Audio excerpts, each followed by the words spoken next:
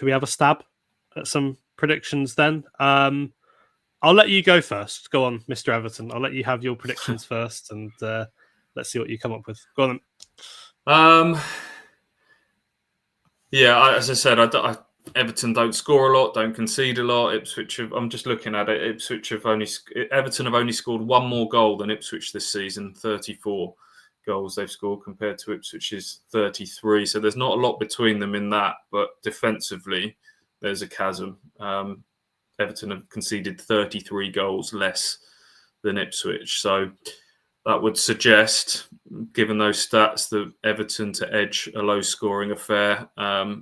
As I've mentioned, it's the penultimate game at Goodison Park. They finish off against Southampton. So from their perspective, they probably couldn't have asked for two better fixtures to sign off at Goodison. They're home since 1892. No stadium has hosted more top-flight games in England than Goodison Park. So It's going to be mixed emotions, I think, for Everton fans to say goodbye to the grand old Goodison. It's looked tired for a little while, as a lot of these grand old stadiums have. There's plenty of restricted views in there.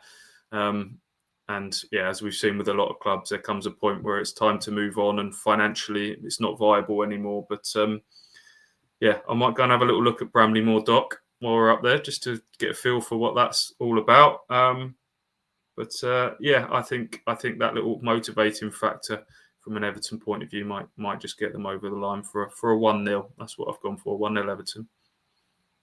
Going to play devil's advocate here. There's a lot of pressure on Everton, and pressure in a situation where there's nothing tangible at the end that I feel is quite an interesting one. What are you playing for, apart from the pride of making sure you get out of Goodison with a bang? Obviously, they want to go and do that, but yeah, it's a very different and slightly unique scenario. This for me is also a bit from an Ipswich perspective, though, where going into last week, there were some similarities to the Brentford game where there were just so many injuries. The team was all over the place. It was players out position. And I feel like that backs to the wall kind of feel really helps this team, because they came really close to that Brentford game. If it wasn't for a red card, I think they could have got a result. Then in the Newcastle game, at the start of it, I thought they played really, really well. And if it wasn't for the red card, okay, I'm not saying they could have got a result, but they would have been, I think they would have been right in that game, competitive for the 90 minutes.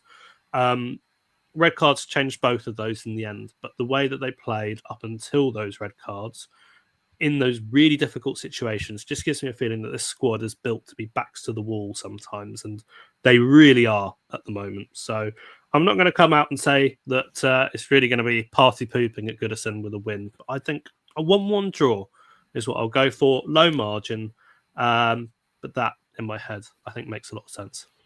There's a lot of logic in that. You say nearly got a result at Brentford, still nearly got one right at the end. Do you remember Liam Delap crashing that shot against the post, even after they scored to make it 4-3?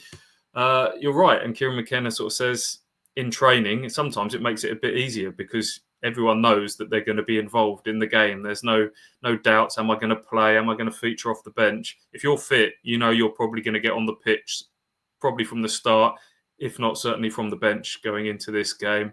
The start against Newcastle was really good. That shouldn't go under the radar. They had a few chances on the breakaway. We're defending strong. It's just that right wing back position that makes me wonder. So a draw is not a bad shout at all.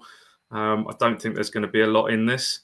So let's see what we get up at Goodison on Saturday. 4 games to go. We'll see you guys there.